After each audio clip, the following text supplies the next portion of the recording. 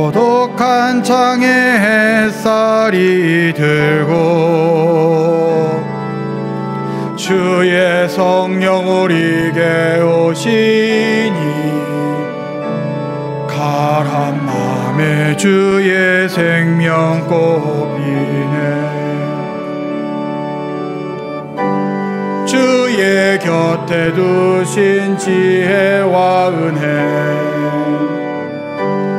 이른 아침 이슬로 내려주사 무뎌진 맘을 주의 옷깃으로 덮으사 아름다움 알게 하셨네. 주의 성령 이곳에 오시리 소란한 땅이 주 음성 듣고 주의 성령 이곳에 오시니 메마른 땅에 샘이 흐르네. 주의 성령 우리에게 오시니 고독한 창에 햇살이 들고 주의 성령 우리에게 오시니 가란 맘에 주의 생명 꽃피네. 가란 맘에 주의 생명 꽃피네. 우리 다 함께 기도하심으로써 주일 공동 예배를 살아계신 하나님께 올려드리겠습니다. 하나님 감사합니다.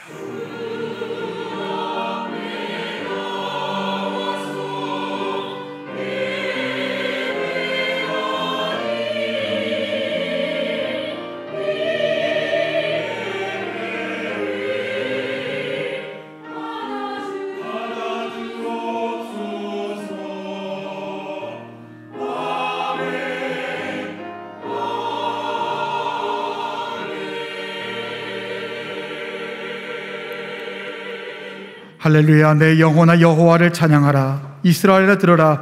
우리 하나님 여호와는 오직 유일한 여호와이시니 여호와의 증거들을 지키고 전심으로 여호와를 구하는 자는 복이 있도다. 아멘. 다 함께 공동 고백 기도를 올려드립니다. 하나님 아버지, 내가 아니라 하나님이 신앙을 망각하고 나만을 내세우는 인간의 방법으로만 살아온 우리의 죄악과 허물을 용서하여 주옵소서. 성령이시여, 나는 너에게 책망할 것이 있다 하시는 말씀을 기억하며 회개와 성숙의 삶을 살아내므로 하나님께 영광을 돌리게 하옵소서. 예수님의 이름으로 기도하옵나이다. 아멘. 찬송가 19장을 찬양합니다.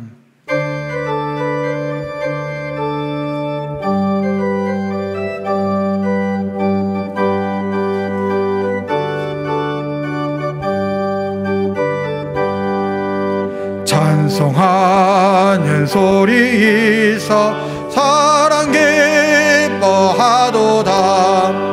하늘 아버지의 이름 거룩거룩하도다. 세상 사람 찬양하자. 거룩하신 하나님께 할렐루야 할렐루야 아멘. 하나님의 나라 권세 영원토록 있도다. 하나님의 영광 나라 거룩거룩하도다. 하늘 보좌 계신 주님 세상 주가 나시도다. 할렐루야 할렐루야 할렐루야 아멘. 하나님의 크신 섭리 그 뜻대로 되도다. 우리 아버지의 뜻을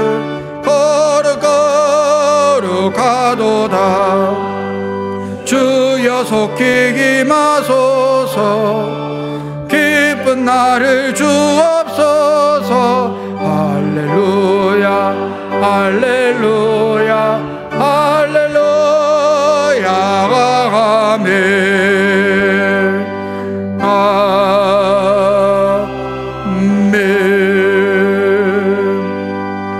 교동문 52번 시편 119편 교동문으로 주님을 찬미하겠습니다. 교동문 52번입니다. 청년이 무엇으로 그의 행실을 깨끗하게 하리이까? 주의 말씀만 지킬 따름이니이다.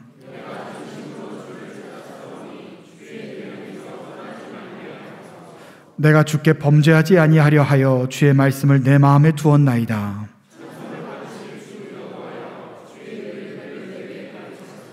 내가 주의 법도들을 작은 소리로 읊조리며 주의 길들에 주의하며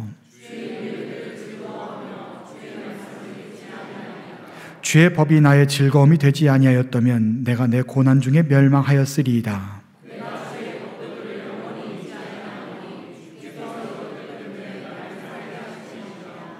나는 주의 것이오니 나를 구원하소서. 내가 주의 법도들만을 찾았나이다.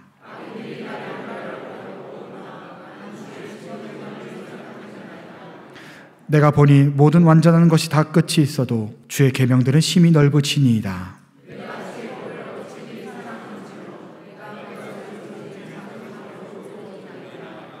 아멘. 사도신경으로 신앙 고백합니다. 전능하사 전지를 만드신 하나님 아버지를 내가 믿사오며 그 외아들 우리 주 예수 그리스도를 믿사오니 이는 성령으로 잉태하사 동정녀 마리아에게 나시고 본디오 빌라도에게 고난을 받으사 십자가에 못 박혀 죽으시고 장사한 지 사흘 만에 죽은 자 가운데서 다시 살아나시며 하늘에 오르사 전능하신 하나님 우편에 앉아 계시다가 저리로서 산자와 죽은 자를 심판하러 오시리라. 성령을 믿사오며 거룩한 공예와 성도가 서로 교통하는 것과 죄를 사하여 주시는 것과 몸이 다시 사는 것과 영원히 사는 것을 믿사옵나이다. 아멘.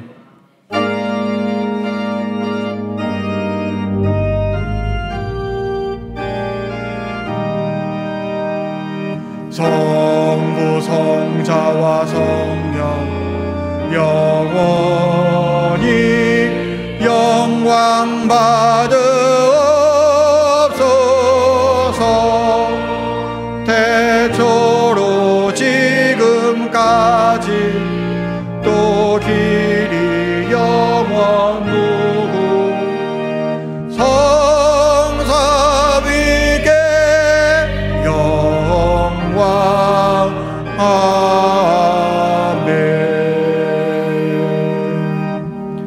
홍순욱 장로님께서 기도 인도하시겠습니다.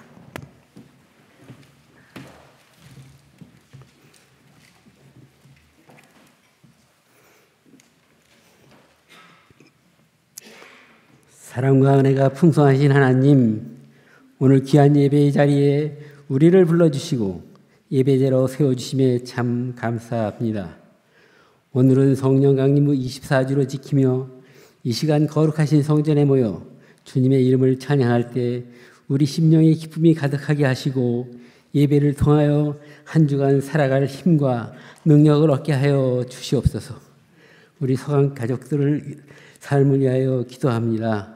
때를 따라 도우시며 채우시는 하나님의 손길을 경험하게 하시고 시냇가에 심기는 나무처럼 철을 따라 열매를 맺으며 그 잎사귀가 마르지 않는 축복을 누리게 하옵소서.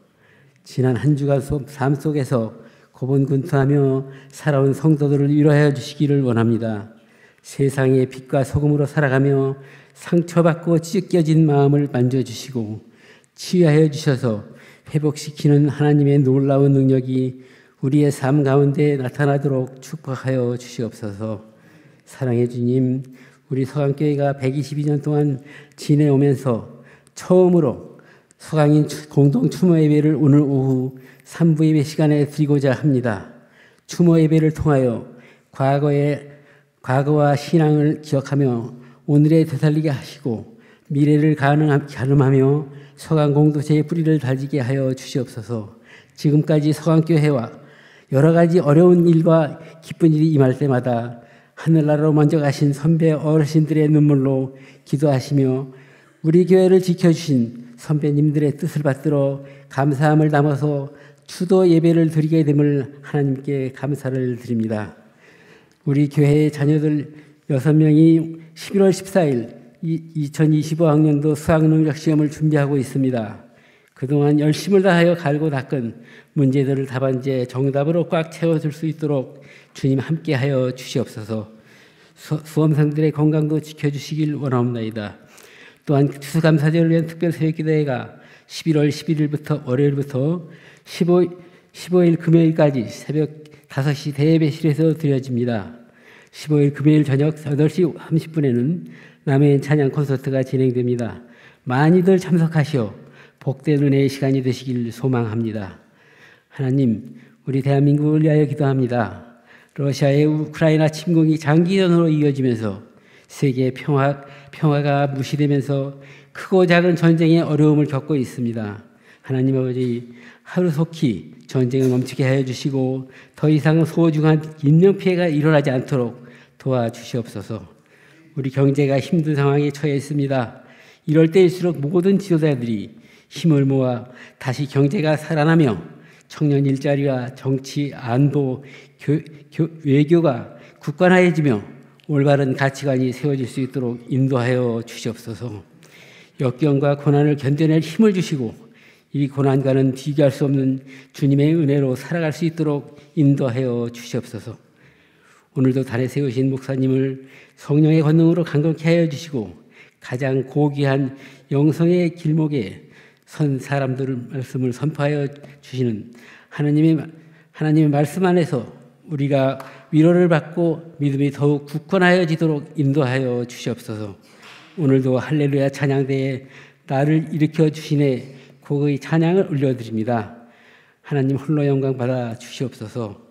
오늘도 예배를 돕기 위하여 여러 곳에서 수고하시는 서강 가족들을 기억하시고 하늘의 복으로 채워 주시옵소서. 이 모든 말씀 예수님의 이름으로 기도드렸습니다. 아멘.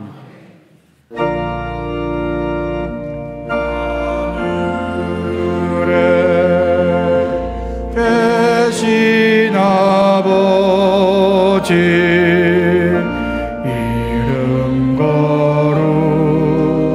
거룩하사 주님 나라 임하시고 뜻이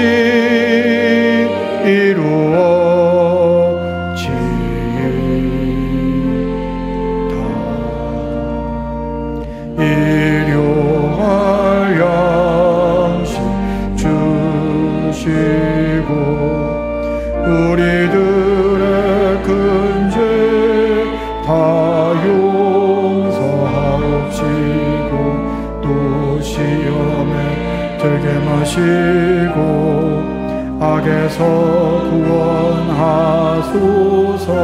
되게 주의 나라 주의 권세 주의 영광 영원히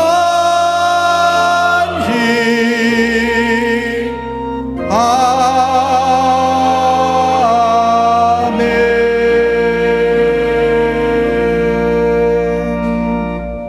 오늘의 성서일과입니다. 구약의 말씀 이재욱 집사님께서, 신약의 말씀을 온윤진 권사님께서 각각 봉독해 주시겠습니다.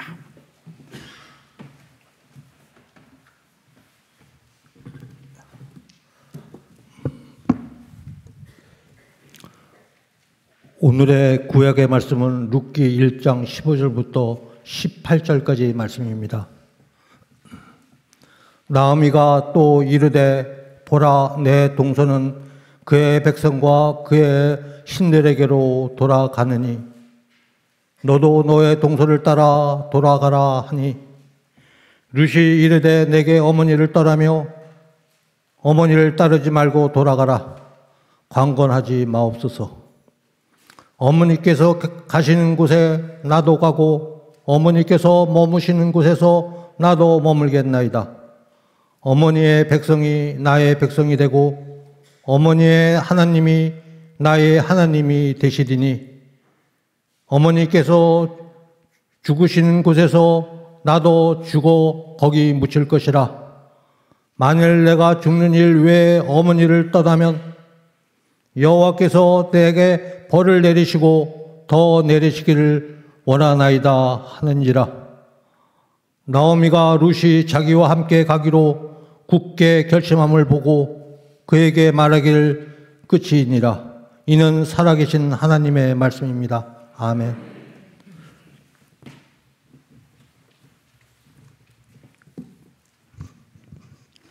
오늘의 신약의 말씀은 히브리서 9장 11절부터 14절까지의 말씀입니다. 그리스도께서는 장래 좋은 일의 대제사장으로 오사 손으로 짓지 아니한 것 곧 이 창조에 속하지 아니한 더 크고 온전한 장막으로 말미암아 염소와 송아지의 피로 하지 아니하고 오직 자기의 피로 영원한 속죄를 이루사 단번에 성소에 들어가셨느니라. 염소와 황소의 피와 및 암송아지의 죄를 부정한 자에게 뿌려 그 육체를 정결하게 하여 거룩하게 하거든. 하물며 영원하신 성령으로 말미암아 흠없는 자기를 하나님께 드린 그리스도의 피가 어찌 너희 양심을 죽은 행실에서 깨끗하게 하고 살아계신 하나님을 섬기게 하지 못하겠느냐. 이는 살아계신 하나님의 말씀입니다. 아멘. 다 함께 자리에서 일어나셔서 하나님께 예물을 봉헌하겠습니다.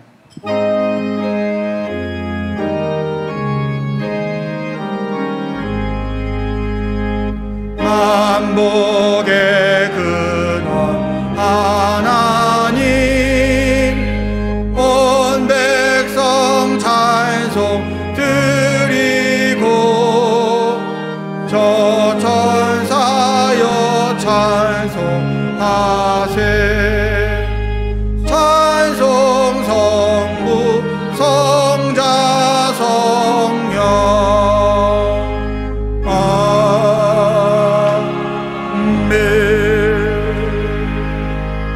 사랑의 주님, 2024년 성령 강림호 24번째 주를 맞아 주의 백성들을 예배 자리에 초대하시니 감사합니다. 이 시간 우리를 지키시고 돌보시는 주님을 꼭 붙잡고 예배자로 우뚝 설 수 있도록 인도하여 주시옵소서. 열방의 구원을 베푸시는 주님, 우리가 섬기는 국내 선교지와 교회와 기관들을 위해 기도합니다. 모니카리 선교사님, 이건희 선교사님, 한영종 선교사님, 이재영 선교사님, 이성우 선교사님, 박철 선교사님, 이관택 선교사님, 박윤진 선교사님, 이재명 선교사님, 한중호 목사님, 송시영 목사님, 이진영 목사님, 김진희 목사님, 한범수 목사님, 그리고 그 밖에 5개 국내 기관들과 또한 대학 수학 능력 시험을 앞두고 있는 김민규, 김세원, 범정인, 이우진, 임초은, 한동현, 이 아이들의 이름을 주께 올려드립니다. 또한 주님, 해외에 나가 있는 서강의 가족들과 군복무 중인 자녀들, 그리고 또한 연로하신 우리 어르신들의 연약함을 생각하며 간절한 마음으로 기도합니다.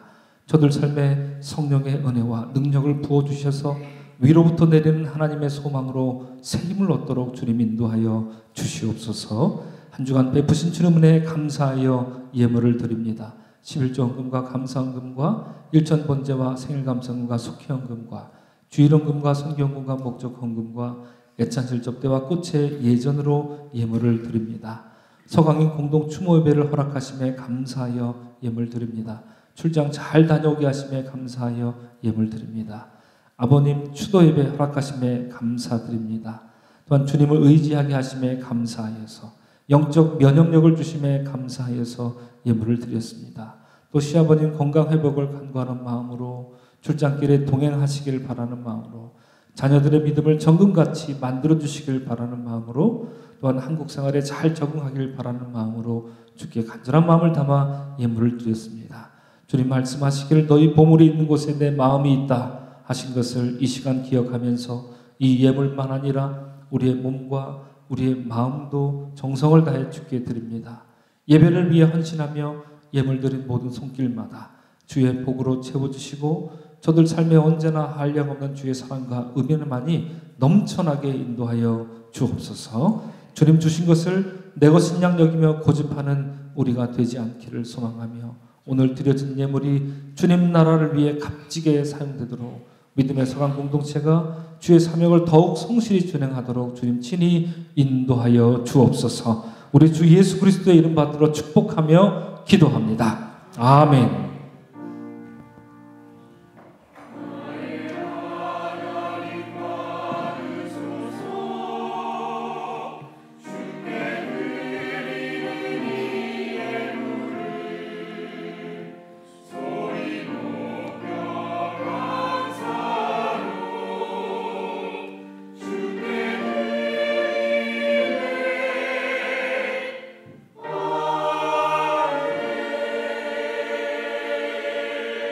자리에 앉으시겠습니다. 성도교제 시간입니다. 오늘은 성령 강림을 제24주로 지키며 성찬 예식이 있도록 하겠습니다. 오늘 오후 1시 반에는 대예배실에서 서강인 공동 추모 예배가 진행되어집니다. 점심 식사 마치신 후에 1시서부터 입장이 가능합니다. 여러분 꼭 기억하셔서 식사하시고 기다리고 계시다가 1시서부터 대예배실에 입장하셔서 함께 예배 준비해 주시면 감사하겠습니다. 남의 조청 법헌금 찬양 콘서트가 8일 금요일 저녁 7시 30분에 있겠습니다. 평소 법헌금보다 1시간 앞당겨서 진행하겠습니다. 수험생 안수기도회가 다음 주일 2부 예배 후에 진행됩니다. 우리 수험생 명단에 없는 학생들 중에 안수기도를 원하시는 분들께서는 우리 이상남 전도사님께 요청해 주시기를 바랍니다. 추수감사절을 위한 특별 새벽기도회가 11일서부터 15일까지 진행되어집니다. 우리 주제 참고해 주시고 오늘 주보안에 감사 노트를 하나 넣어드렸습니다. 이 감사 노트 안에 내일서부터 작성하게 되는 이제 감사 노트인데요.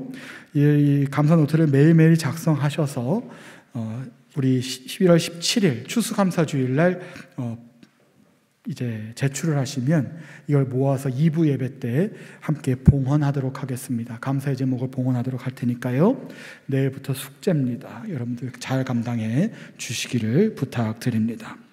추수감사 선교예배 찬양대회가 17일에 진행됩니다. 우리 마포지방교육자회의가 오늘 화요일 사이교회에서 있도록 하겠고요.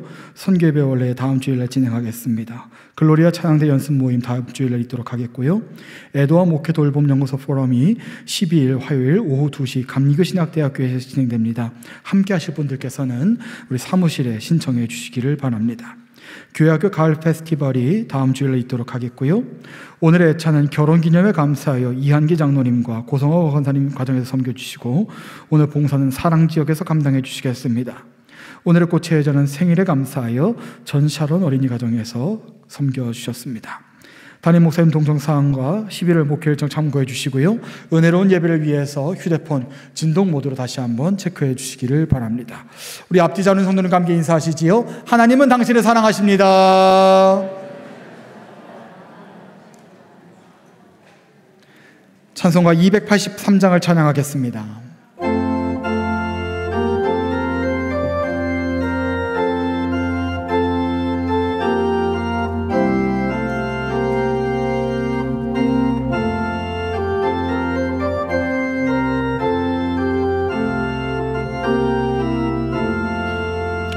나 속죄함을 받은 후 한없는 기쁨을 다 헤아릴 수 없어서 늘 찬송합니다. 나 속죄 받은 후 나 속죄 받은 후 주를 찬미하겠네. 나 속죄 받은 후 주의 이름 찬미하겠네. 나 속죄함을 받은 후 내 마음이 새로워 주 뜻을 준행하면서 죄 길을 버리네. 나 속죄 받은 후 나 속죄 받은 후 주를 찬미하겠네. 나 속죄 받은 후 주의 이름 찬미하겠네. 나 속죄함을 받은 후 성령이 오셔서 하나님 자녀 된 것을 곧 증언합니다. 나 속죄 받은 후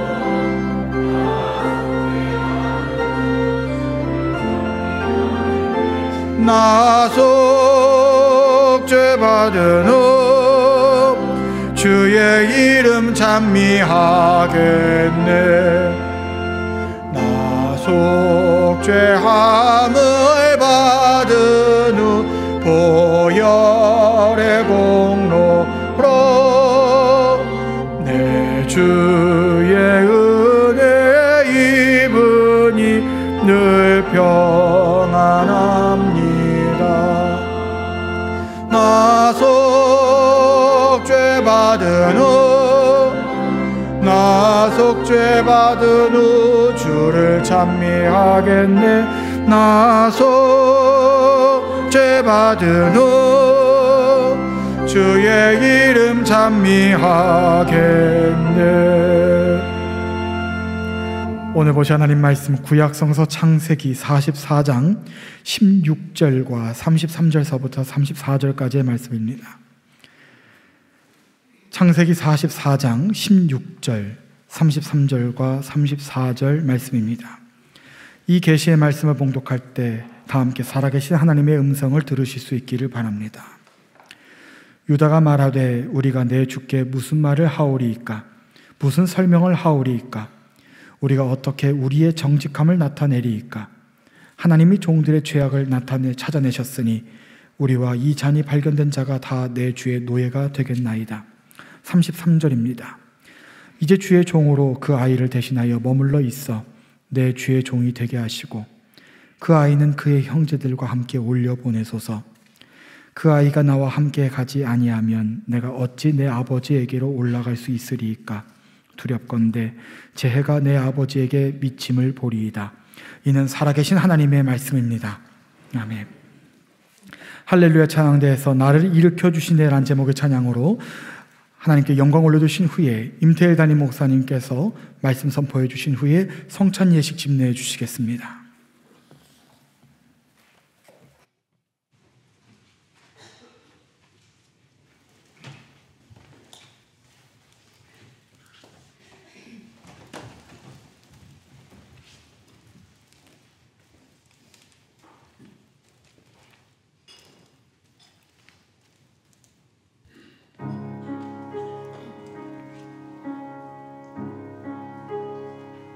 내 영혼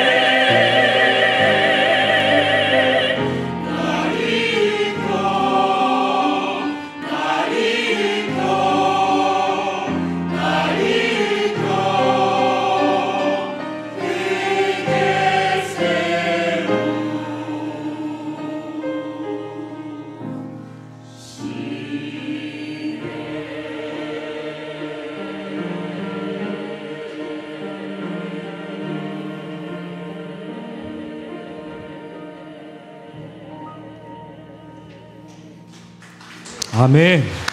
감사합니다. 네, 우리 주님이 우리 할렐루야 찬양대 입술을 통해서 여러분들을 축복합니다. 내 너를 지키리라, 내 너와 함께하리라, 내 너를 우뚝 서게 하리라. 우리 주님이 말씀하십니다. 여러분 주님 말씀하실 때 아멘, 주님 제가 여기 있습니다, 나와 함께 하소서, 이렇게 응답하는 오늘 이 예배 나오신 여러분 모두가 되기를 주의 이름으로 축복합니다. 아멘. 감사합니다. 앞서 알리는 말씀 때 나눴지만 여러분, 이 14일에 감사 노트가 있습니다. 원래는 100일 이렇게 할까 하다가 그러면 정말 다들 지치실 것 같아서 일단 14일로 올해 시작하기로 했는데, 내용을 열어보시면 여러분 하루를 마감하면서 아니 문득문득 세월 이렇게 하루하루 사시다가 내가 이때 이렇게 하지 않았던 게 너무 참 감사하다, 내가 그때 이렇게 했던 것이 너무 감사하다라는 생각이 드시면 여러분 가방에 넣고 계시다가 혹은 차에 넣고 계시다가 그때마다 하루를 돌아보면서 이렇게 10가지 정도로 정리해보는 그런 감사 시간이 되겠습니다. 앞에 어떻게 쓰는지 그 예시가, 방법이 잘 적혀 있습니다. 어렵지 않습니다. 한번 확인해 주시면 좋겠고요. 그래서 우리가 추수감사절을 맞을 때 우리가 헌금으로 하나님께 봉헌하기도 하지만 여러분 작성하신 것을 그 당일날 또 광고 말씀 드리겠습니다만 가지고 오시면 그거를 우리에게 봉헌할 때 함께 주님 재단에 여러분의 감사 노트를 올리려고 합니다. 물론 끝나고 나서는 다시 돌려드리도록 하겠습니다. 제가 국 끓여 먹지 않습니다. 다시 돌려드리도록 하겠습니다.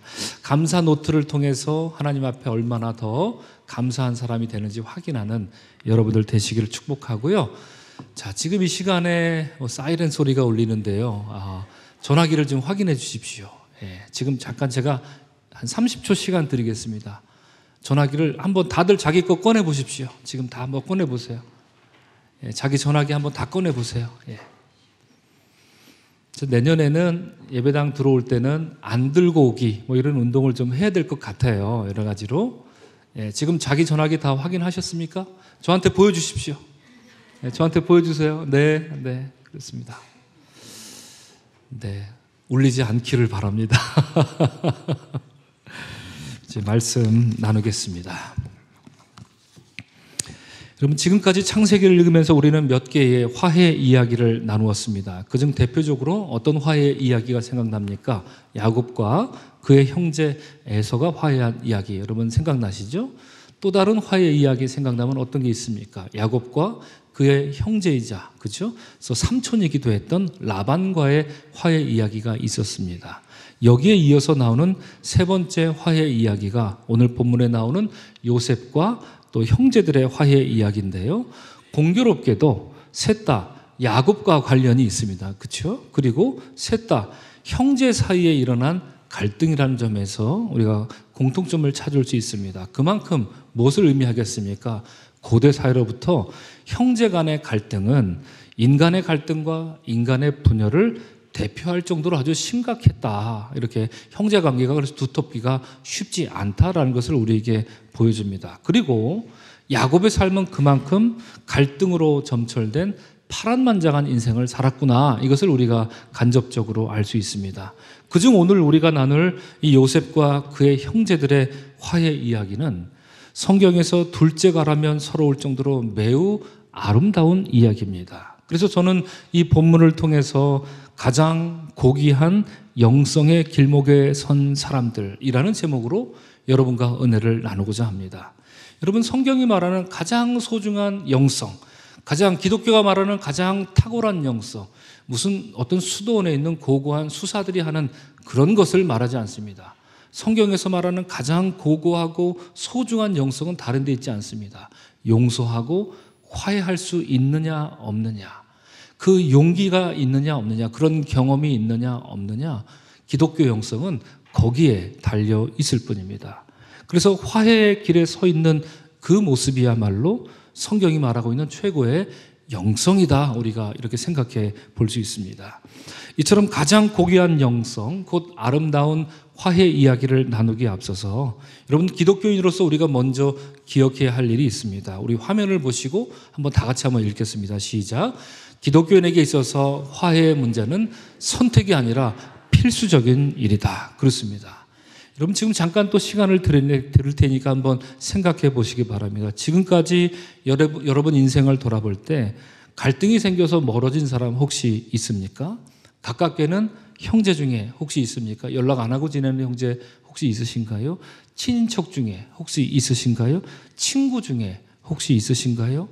사회에서 만난 지인 중에 혹시 그런 사람 있습니까? 아니, 교회에서 만난 사람 중에 혹시 우리가 연락 안 하고 원수처럼 지내는 사람 혹시 있으십니까? 분명 있을 겁니다. 생각만 해도 상대하고 싶지 않아서 마음을 닫아버리는 그런 사람, 피하고 있는 사람, 아마 분명 여러분 다 한두 분 정도는 있을 겁니다. 그래서 지금 잠깐 여러분 눈을 감으시기 바랍니다. 저도 눈을 감겠습니다. 한 30초 정도 그 사람 얼굴을 한번 떠올려 보시기 바랍니다.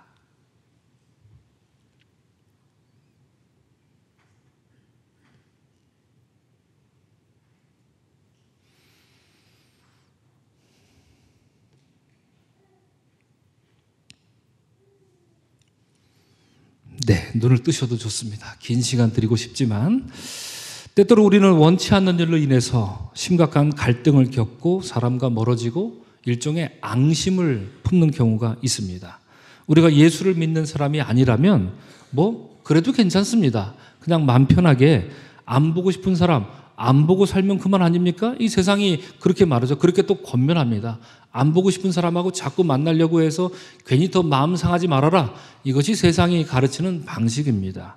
또 일면 그게 맞죠. 그렇게 한다고 한들 무슨 윤리적으로 문제가 되는 것도 분명 아닙니다. 지혜로운 삶일 수 있습니다. 하지만 우리가 예수님을 믿는 그리스도인이라면 화해는 우리가 반드시 이루어야 할 필수적인 일입니다. 여러분, 화해는 신앙의 목적이 되어야 합니다. 그걸 지금 이루지 못한 우리가 좀 답답하고 내가 좀 못나 보이고 내가 좀 안타깝게 느껴지고 그래서인 거지, 절대로 여러분 화해는 포기해서는 안 되는 일입니다. 기독교인이라면 말이죠. 왜 그럴까요? 그 해답은 우리가 좋아하는 찬송가, 그 크신 하나님의 사랑, 이 찬송가에 담겨 있습니다. 노랫말에 이렇죠. 죄범한 영혼 구하려 그 아들 보내사 화목제물 삼으시고 죄 용서하셨네. 왜 하나님은 자기 아들을 인간과 화해하기 위해 화목제물을 내어주셨습니까? 왜? 뭐 하려고 예수님은 정말 구제불능과 같은 그 인간들을 위해 자신의 몸을 스스로 내어주셔서 화목제물이 되셨습니까? 회복될 수 없는 이 하나님과 인간 사이의 이 관계를, 이 갈등을 하나님은, 그리고 예수님은 화목제물을 통하여서 화해하게 만드셨다는 이 놀라운 구원 사건, 이것이 그리스도인이 화해의 일을 포기해서는 안 되는 일이 되는 것입니다. 이로 인해 죽을 수밖에 없는 여러분과 제가, 우리 모두가 살아났죠. 그리고 감당할 수 없는 영생을 얻게 되었습니다. 그런 이유로 우리는 화목이라는 것을, 화해라는 것을 절대 포기해서는 안 됩니다. 다시 말씀드리면 우리 삶에 화해를 이루는 것은 목적이지 선택이어서는 안 된다 하는 말입니다. 이런 점에서 창세기 장장 22, 23, 24, 25장에 이르는 요셉과 그의 형제 사이의 화해 이야기는 우리에게 아주 커다란 의미를 줍니다. 그 이야기를 여러분 다 이 시간에 여러분들과 나눌 수는 없지만 우리가 이 시간에 요셉의 인생을 세 가지로 구분해서 잠깐 살펴볼 필요가 있겠습니다. 첫째로, 요셉은 아버지 야곱의 편애를 받고 자라던 시절이 있었습니다. 다들 잘 기억하시지요? 어땠습니까? 어린 시절 요셉 훌륭했습니까? 아니면 좀 부족했습니까? 많이 부족했죠. 어린 시절 요셉은 아버지 야곱의 편애를 받고 채색옷 입고 자라던 밉상 요셉이었습니다. 철없던 요셉은 아버지의 편애를 있는 그대로 누렸고 눈치라고는 눈꽃만큼도 찾아볼 수 없는 그런 철부지 인생이었습니다. 그래서 다른 형제들의 미움을 당연히 받게 됐고요. 그래서 형들은 그를 죽이려고 했고요. 그러던 중에 유다가 나섰죠? 기억나시죠? 유다가 나서서 형님들 요셉 그까짓 거 죽이느니 차라리 팔아먹어서 돈이나 좀 벌면 어떻습니까? 이렇게 제안했던 바로 그 유다. 그 제안 때문에 다행히 목숨은 건졌습니다.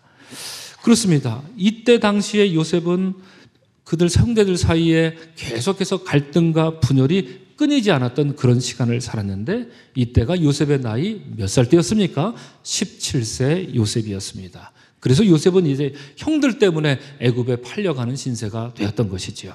그래서 두 번째 요셉의 시기가 있습니다. 요셉이 애굽의 총리가 된 시절입니다. 이것을 우리가 계속 나누고 있는 과정이 있습니다. 노예로 팔려온 요셉은 어디에 있든지 간에 총무 역할을 했습니다. 그렇죠?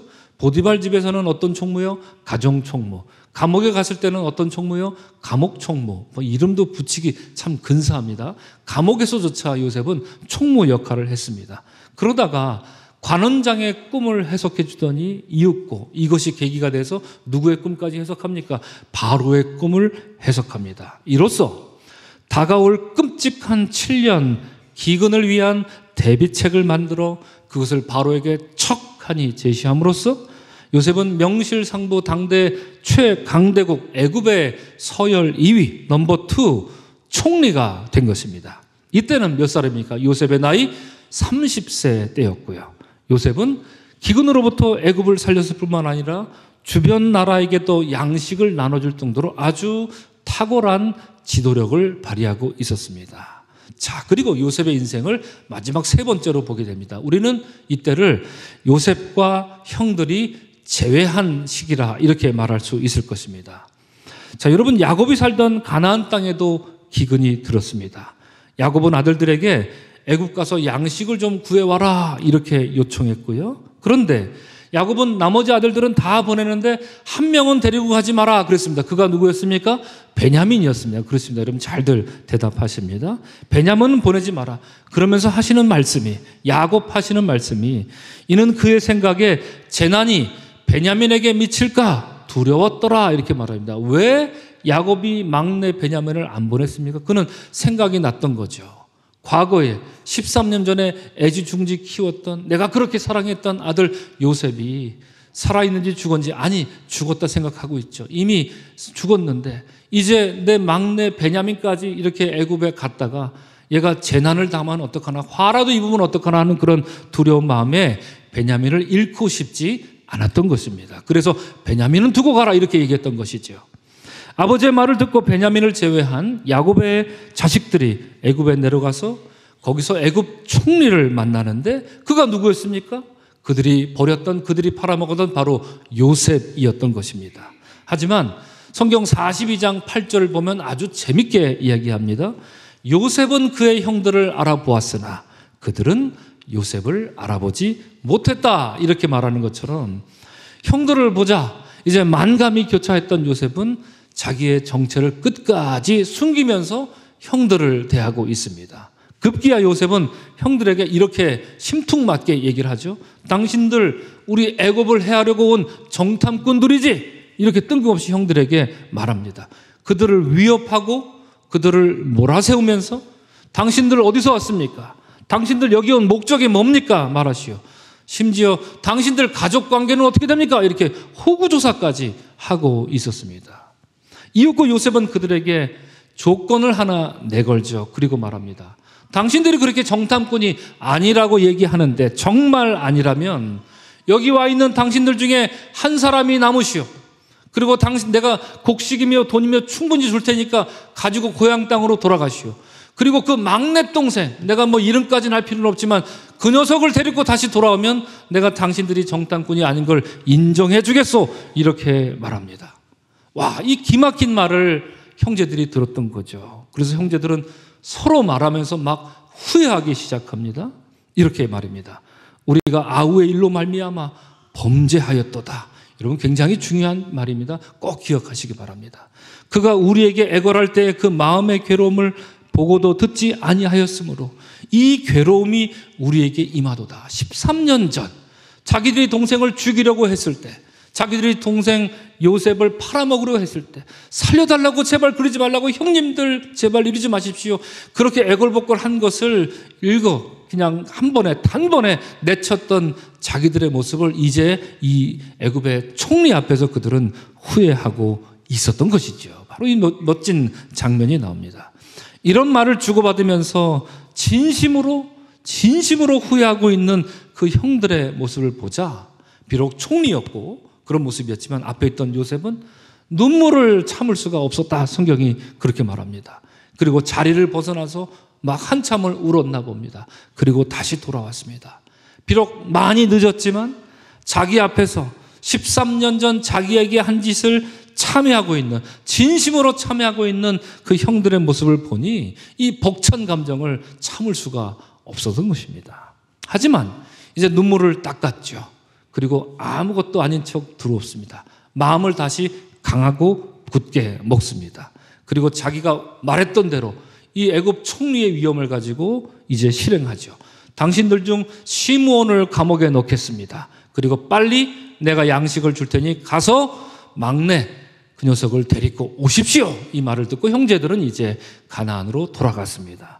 자, 가나안에 돌아가서 이 형제들이 어떻게 하고 있습니까? 이제 조금 지나니까 양식이 대번 다시 떨어지게 되지요. 그러자 야곱은 자식들에게 다시 말합니다. 얘들아, 다시 가서 양식을 조금 사오너라. 이렇게 말하는데요. 이때 이렇게 말하는 아버지 야곱에게 이렇게 선뜻 일어서서 말하는 형제 중 하나가 있었습니다. 여러분, 그가 누군지 혹시 기억하십니까? 그 이름하여 유다였습니다. 유다는 요셉에게 어떤 형이었습니까? 과거에는요, 요셉을 죽이려고 했을 때 죽이지 말고 팔아서 우리 돈이나 좀 가집시다 이렇게 말했던, 한술 더 뜨던 그런 형이었습니다. 이랬던 유다가 애굽에 가서 양식 좀 사오라 이렇게 말하는 아버지 야곱과 옥신각신하는 이야기가 43장에 보면 계속 나오는데요. 그 내용인즉슨 뭐 때문에 저러나 들여다봤더니 유다는 이렇게 말하는 거죠. 아버지, 애굽에 가서 양식을 사려면 애굽 총리가 우리한테 막내 데리고 오라 그랬어요. 베냐민 말이죠. 베냐민 데리고 오라 그랬어요. 그랬더니 야곱이 뭐라 그러니까? 그건 말도 안 된다. 니들 왜 애굽 가서 쓸데없이 막내가 있다는 얘기를 해갖고 이렇게 사달을 만드는 거야. 자식들 뭐 제대로 하는 게 하나도 없어. 이놈 자식들 나이는 먹고 말이지. 이렇게 아버지 야곱이 막 홍군형을 막 내고 있는 그런 장면이 아닙니까? 옥신각신 물러서지 않습니다.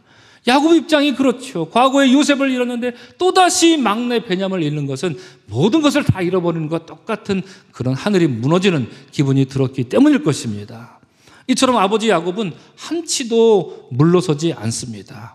그렇게 자꾸 고집하자, 그렇지만 양식은 없지 않습니까? 구하러 가긴 가야 되는 것 아닙니까? 그러자 이제 유다가 아버지에게 이렇게 말합니다.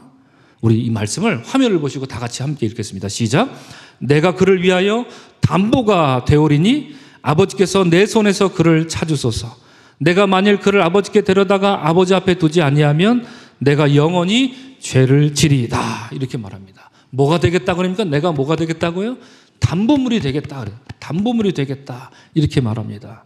전에는 동생을 돈 받고 팔아먹었던 그런 형이었는데 이제는 아버지를 생각할 줄 알고 또 동생도 보호할 줄 알고 전체적으로 가족을 구하고자, 어쨌든 양식이 있어야 그래도 먹고 살 것 아닙니까? 이렇게 전체적으로 생각할 줄 아는, 그리고 자신을 희생하겠다, 내가 담보물이 되겠습니다 이렇게 말할 정도로 희생하겠다는 놀라운 모습을 보여줍니다. 유다가 말이지요, 신약에 나오는 유다와는 전혀 다른 모습을 보여줍니다. 이로써 야곱의 형제들은 베냐민과 함께 애굽으로 뚜벅뚜벅 내려갑니다. 거기서 형제들은 요셉 앞에 이제 도착해서 요셉을 만났는데, 요셉이 이제 형제들이 오는 걸 보죠. 자, 형제들이 이렇게 오는데 요셉의 눈에 보이는 단 한 사람이 있었다면 그가 누구였겠습니까, 여러분? 누구만 보이겠습니까? 베냐민만 보였겠죠. 그렇습니다. 13년 전 헤어진 베냐민, 살아있는지 죽어있는지조차 모르고 살았던 그 세월 속에 이제 자기 눈앞에 그 꼬맹이가 이제 청년이 돼서 자기 앞에 나타난 것이지요. 어머니가 같았던 유일한 혈육, 바로 요셉과 베냐민, 라헬의 아들 두 사람 아니겠습니까? 바로 그 동생이 청년이 되어 나타났으니, 청년이 되어 나타난 이 베냐민을 바라보는 요셉에 대해서 성경은 이렇게 말합니다. 요셉이 아우를 사랑하는 마음이 복받쳐 급히 울 곳을 찾아 안방으로 들어가서 울었다. 보기만 해도 눈물이 나는 거죠. 여러분 이해가 되시죠? 그렇죠? 예. 우리 성도님들 중에는 이산 가족 있는 것 알고 있습니다. 우리 이주민 권사님 북에 형님 계신 걸로 알고 있습니다. 그 형님이 예를 들어서 이산 가족 만나는데 저기서부터 이렇게 걸어온다고 생각해 보세요. 그걸 이렇게 바라본다고 생각해 보세요. 얼마나 기가 막히겠습니까? 그냥 눈물이 나는 거죠. 예. 근데 요셉은 지금 총리이기 때문에 그걸 보일 수가 없어서 숨어서 안방으로 들어가서 울었다. 이렇게 성경은 말하고 있습니다. 베냐민을 보니 요셉의 마음이 더 강해지는 겁니다. 어떻게 강해지지? 그래, 맞아. 내가 절대로 이 베냐민을 보내지 않으리라. 이런 마음을 먹는 거죠. 그래서 어떻게 하면 내가 베냐민을 보내지 않을 수 있을까 하고 요셉이 꾀를 썼는데 그 내용이 무엇입니까? 그것이 우리가 지난주 새벽 시간에 나눴던 얘기 아니겠습니까? 그게 창세기 44장 내용을 가득 채우고 있는데 요셉은 이제 가나안으로 가는 그 형제들 가방에 이제 그득그득 양식을 다 넣어줍니다. 그리고 돈도 넣어줍니다. 모든 것을 완벽하게 다 채워줍니다. 그런데 누구의 자루에다가 은잔을 넣습니다. 누구의 자루였을까요? 바로 베냐민의 자루였던 겁니다. 어떤 속셈이 있었던 겁니까? 저들이 감사합니다 하고 이제 가나안으로 떠나게 되면 머지않아 바로 추적해 들어가서 가방 검사를 해야 되겠다. 그래서 가방에서 다른 게 나온 거, 요셉이 애지중지하는 그 은잔이 나온 바로 그 자, 내가 그 자를 애굽의 종으로 남게 하겠다. 이렇게 하려는 계략을 요셉이 세웠던 것입니다. 와, 참 계략이 한번 되게 거창하고 복잡하기도 합니다. 그렇죠? 이러한 요셉의 작당이 적중했습니다. 우리가 지난 새벽 시간에 44장 읽었는데 아주 적중했습니다. 그가 예상한 대로 모든 것이 맞아떨어졌고요. 요셉은 형제들이 가던 길을 돌이켜 다시 애굽에 붙잡혀 와서 그 요셉 마당에 다 엎드려 있습니다. 이때 요셉은 형제들에게 어찌하여 그런 일을 벌였느냐? 내가 그렇게 잘해줬는데 어찌하여 나 몰래 은잔을 훔쳐갔느냐? 이렇게 호통을 칩니다. 자, 여러분, 이때 형제들 중에 누가 감히 입을 떼겠습니까? 자기들이 죄를 진 게 드러났단 말이지요.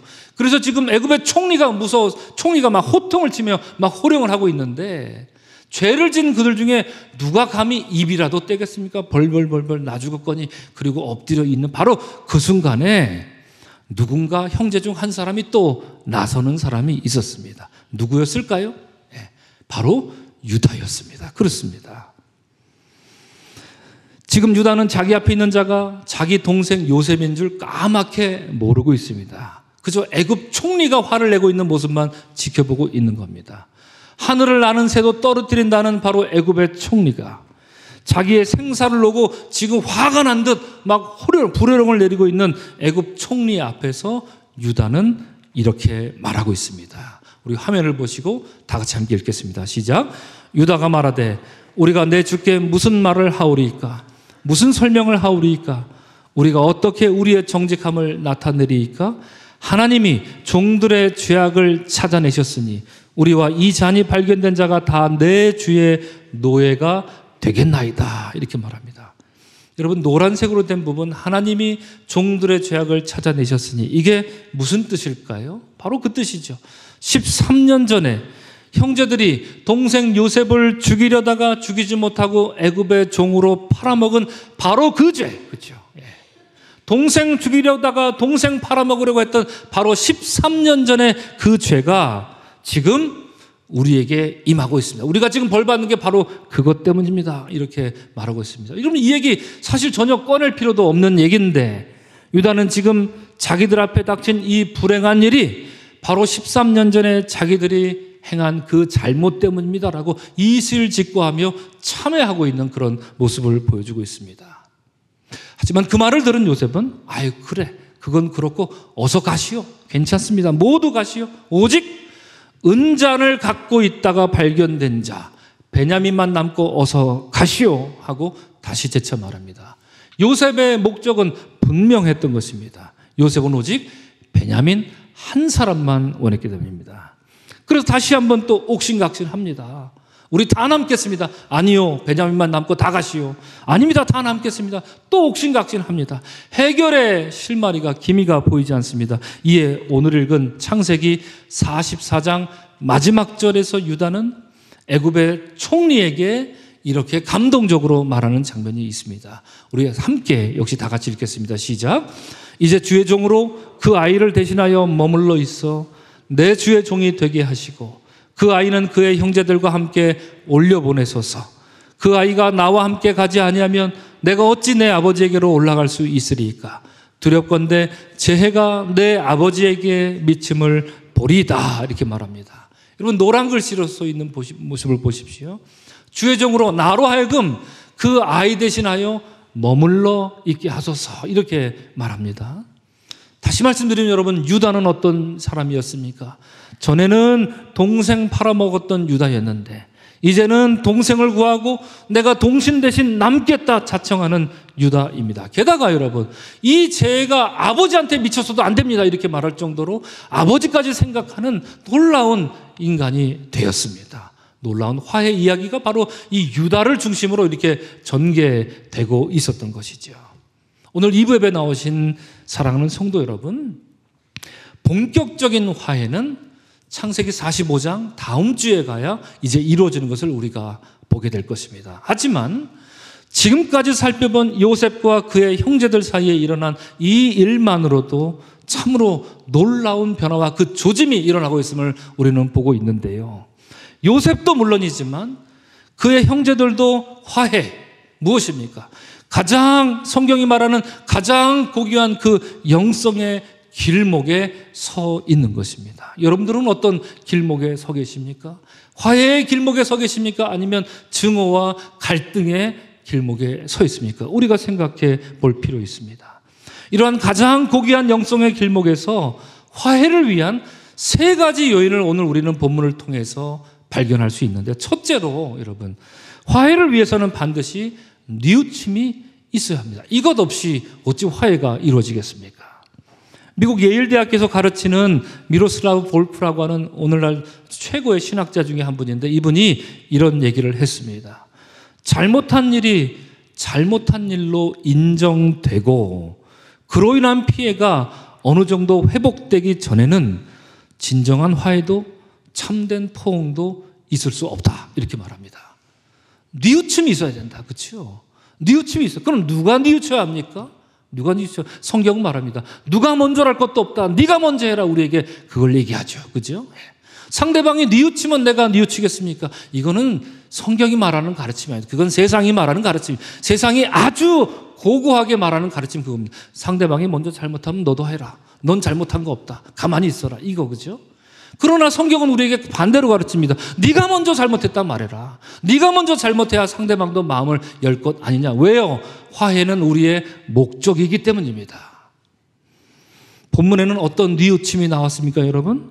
요셉의 형제들이 처음 애굽에 가서 요셉에게 너희들 정탐꾼이지 이렇게 궁지에 몰렸을 때 그들은 이렇게 말했습니다. 우리가 아우의 일로 말미암아 범죄하였습니다. 이렇게 뉘우쳤죠. 두 번째로 애굽에서 또 내려갔을 때 또 다른 궁지에 몰렸습니다. 니들 은잔 훔쳤지? 이렇게 궁지에 빼도 박도 못하는 그 상황에 딱 현행범으로 걸렸을 때 이렇게 말했죠. 하나님이 종들의 죄악을 찾아내셨습니다. 이렇게 뉘우칩니다. 이처럼 형제들이 뉘우치는 말을 요셉이 고스란히 앞에서 듣고 있지 않습니까? 그렇죠? 그로 인해 화해의 물꼬가 거기서부터 이렇게 튀었던 것을 우리가 보게 됩니다. 여러분, 먼저 뉘우치는 정말 아름다운 하나님의 사람들 되시기를 주님으로 축원을 드립니다. 여러분, 이와 관련해서 둘째로 화해를 위해서는 철저한 내적 변화가 있어야 됩니다. 첫 번째 거가 연관이 있죠.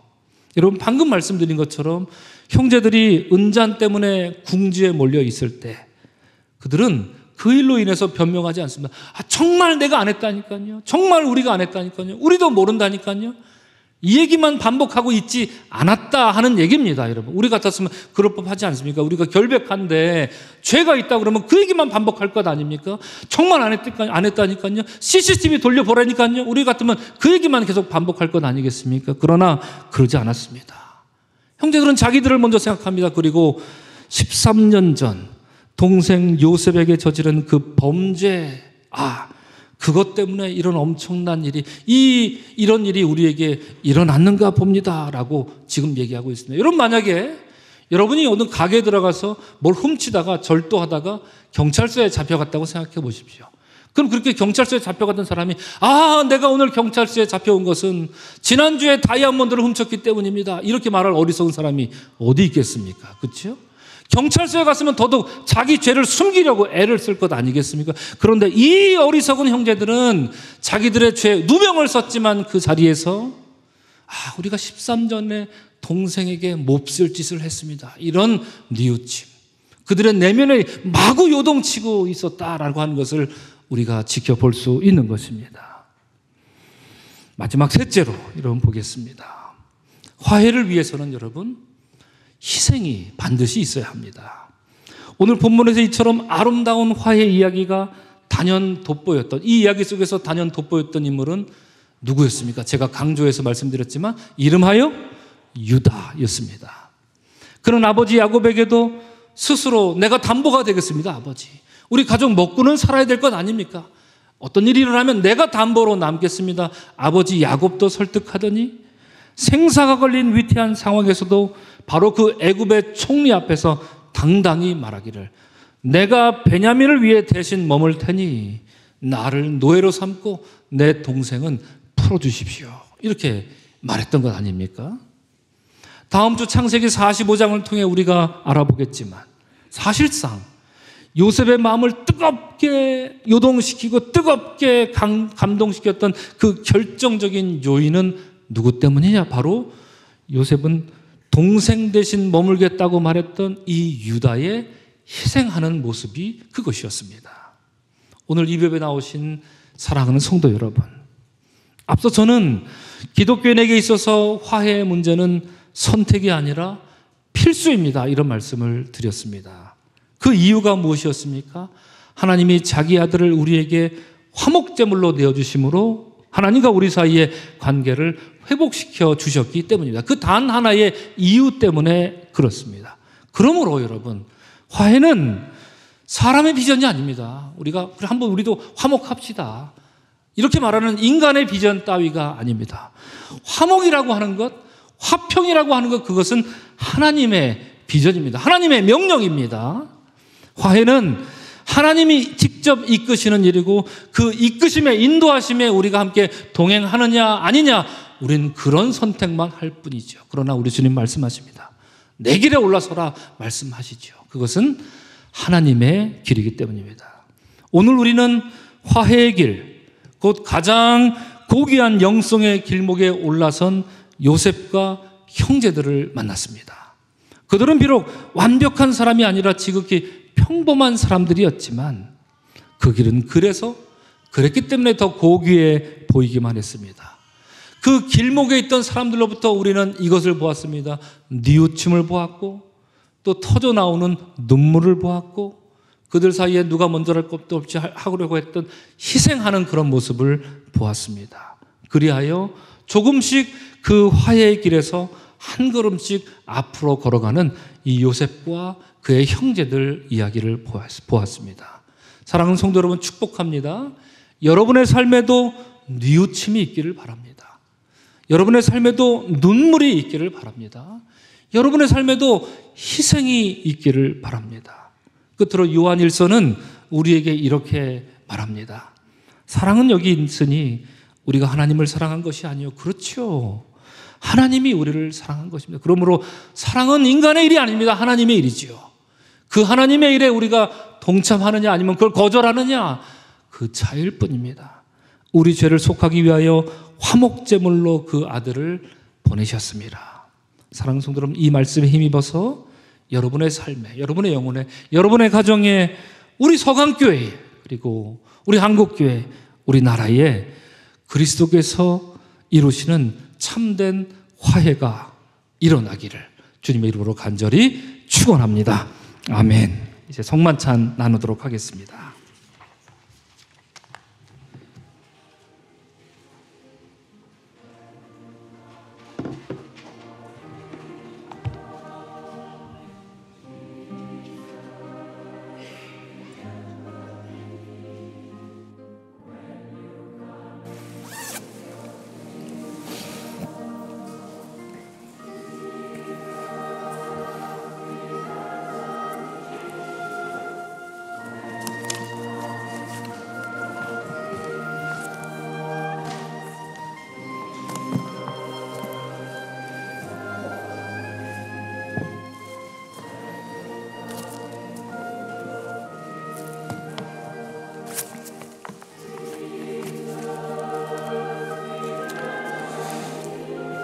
우리 장로님들 앞으로 나와주시기 바랍니다.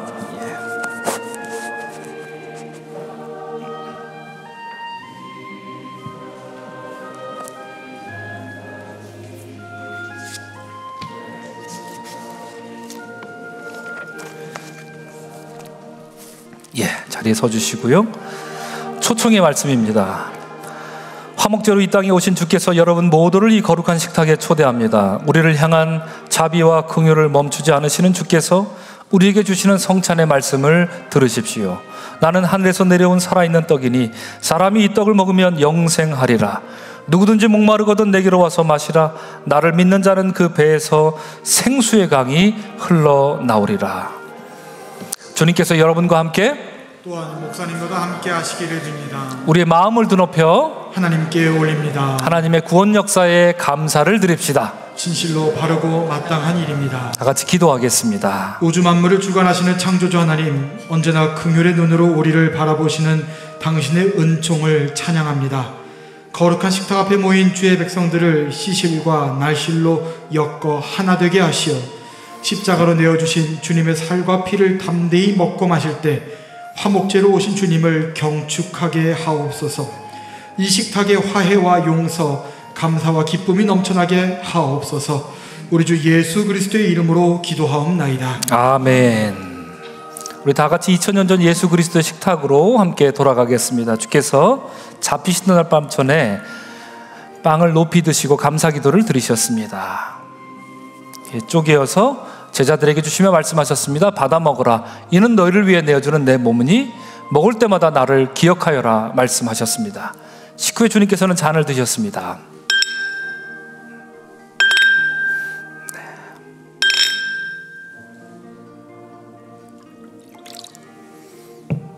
감사 기도를 드리시고 제자들에게 돌리시며 말씀하셨습니다. 받아 마시라.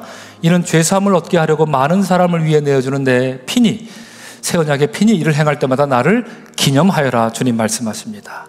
이제 앞에 놓인 빵과 포도주가 주의 살과 피가 되기 위해 성령께서 함께 하시길 바라는 마음으로 함께 기도하겠습니다. 창조주 하나님, 주님은 어둠의 빛을, 혼돈의 질서를, 광야의 샘과 꽃을, 죄를 용서로 덮으시어 세상을 아름답게 지으셨습니다. 불같이 내려오시고 샘처럼 솟으신 성령께서 이 식탁 위에 놓인 빵과 포도주 위에 임재하시어 성별하여 주옵소서. 이로써 주의 살과 피를 먹고 마시는 우리가 주의 영으로 하나 되게 인도하여 주옵소서. 성찬의 주이신 예수 그리스도 이름 받들어 기도합니다. 아멘. 주님의 몸입니다. 이것은 주님의 피입니다.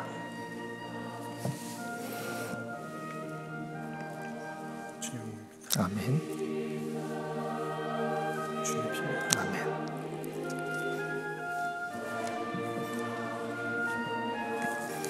네, 주님의 몸입니다. 주님의 몸입니다. 주님의 몸입니다. 주님의 몸입니다. 주님의 몸입니다. 죄송합니다. 다시. 주님의 몸입니다. 주님의 몸입니다.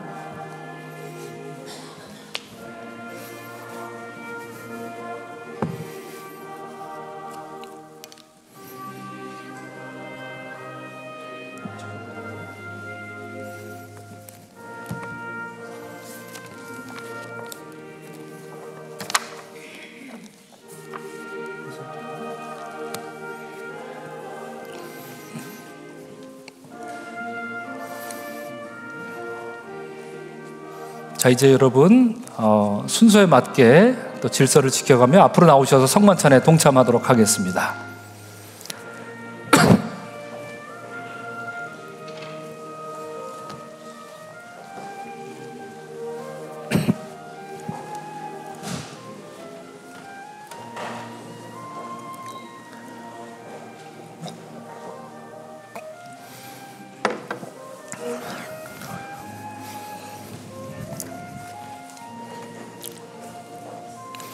오늘 우리는 이 성찬에 동참함으로 주님의 살과 피를 내어주심으로 화해를 이루신 예수 그리스도를 경축합니다. 오늘 예배를 통하여서 또 성찬을 통하여서 우리가 한 피바다 한 몸 이룬 형제요 또 친구가 되었음을 고백하는 이 시간이 되기를 바랍니다.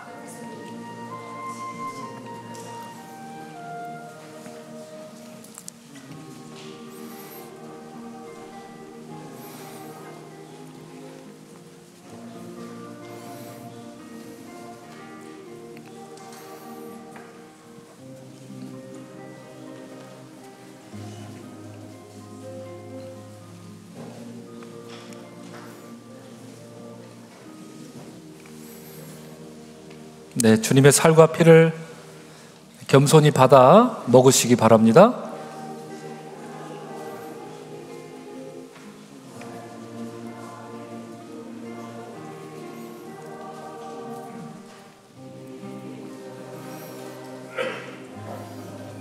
네, 받아 먹고 자리에 돌아가서 겸손히 기도하시기 바랍니다.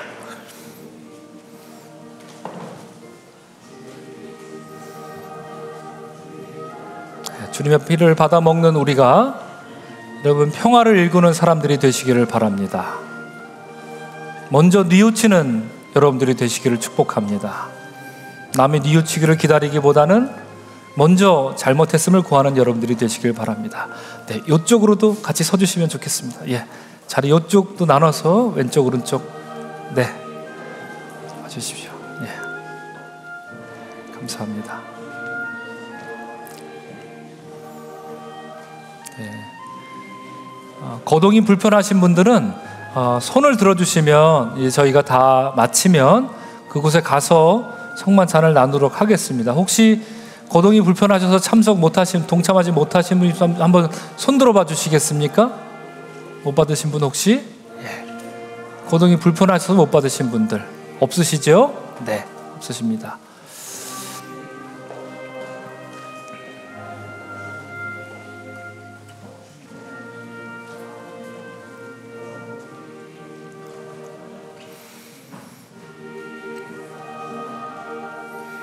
네, 주의 말씀을 받아 먹고 마심으로 여러분 삶에 언제나 화해와 화목이 넘쳐나기를 바랍니다.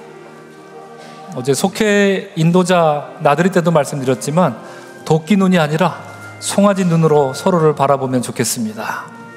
언제나 따뜻한 시선을 유지하며 살면 참 좋겠습니다.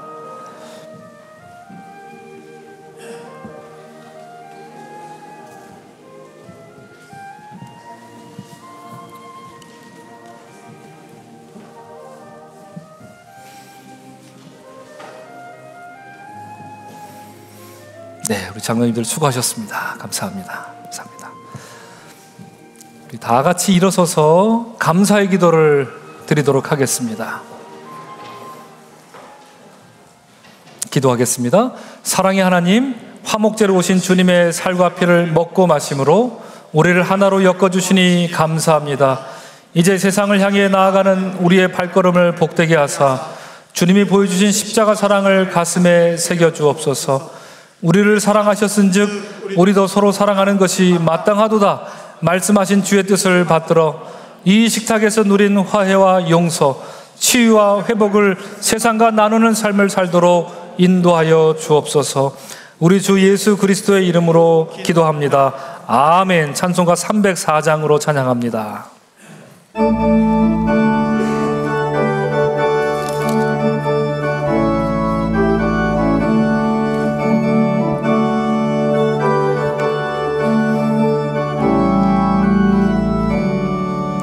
그 크신 하나님의 사랑 말로 다 영영 못하네. 저 높고 높은 별을 넘어 이 낮고 낮은 땅 위에 죄범한 영혼 구하려 그 아들 보내사 화목제물 삼으시고 죄 용서하셨네. 하나님 크신 사랑은 측량나 못하네. 영원히 변치 않는 사랑 성도여 찬양하세. 괴로운 시절 지나가고 땅 위에 영화쇠할 때 주 믿지 않던 영혼들 큰 소리 외쳐 울어도 주 믿는 성도들에게 큰 사랑 베푸사 우리의 죄 사했으니 그 은혜 잊을까. 하나님 그 증량 못하네. 영원히 변치 않는 살 성도여 찬양하세. 하늘을 두루마리 삼고 바다를 먹물 삼아도 한없는 하나님의 사랑 다 기록할 수 없겠네. 하나님의 그 신사랑 그 어찌 닿았을까. 저 하늘로 비싸도 채우지 못하리. 하나님 크신 사랑은 증량 못하네. 영원히 변치 않는 살 성도여 찬양하세. 파송의 말씀입니다. 사랑하는 서강의 성도들이여, 가장 고귀한 영성의 길목에서 주님이 부탁하신 일을 준행함으로 하나님 나라의 복을 이 땅에서 누리십시오. 그리스도의 일꾼들이여, 성령님과 함께 선교와 봉사를 위해 세상을 향하여 나아가십시오. 볼지어다 내가 세상 끝날까지 너희와 항상 함께 있으리라. 이제는 우리를 구원하신 예수 그리스도의 은혜와 하늘 아버지의 무한하신 사랑과 성령님의 인도하심이 오늘 말씀에 힘입어 가장 복된 길, 가장 소중한 길, 가장 고귀한 길, 그 화해의 길만을 따라 걷기를 소망하는 사랑하는 모든 서강의 성도들과 믿음의 권속들 머리 위에 이제로부터 영원토록 함께 하시기를 간절히 축원하옵나이다. 아멘.